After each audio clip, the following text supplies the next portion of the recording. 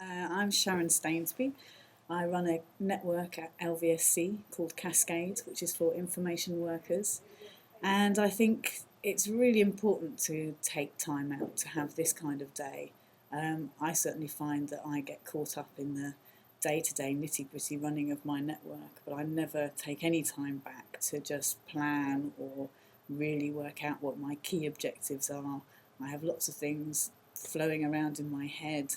And I think certainly to learn about the other networks at LVSC as well and to learn about what they're doing or not doing or the problems they have, I think that's all crucial, and I think it has to happen outside of the office without any distractions and with a really good facilitator. And I think today has really made a huge difference.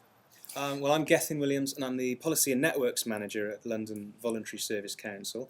And I guess the thing that brought us here today was the fact that we have a number of networks that are really important to LVSC. We have four that we're looking at primarily.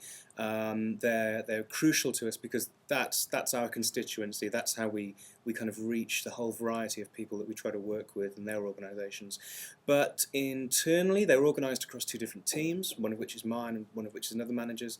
And we don't get the opportunity or the time really in our day-to-day working to think about how we can work better together and get more out of it, because a lot of the time we're dealing with issues that overlap or groups or people that overlap, but we're not being as smart about that as we can.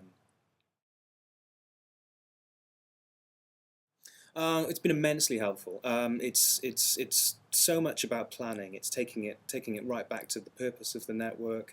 It's thinking about how we can do things differently. It's thinking about areas of overlap. It's thinking about cultural stuff in our organisation that we need to get over or maybe think about in a different way.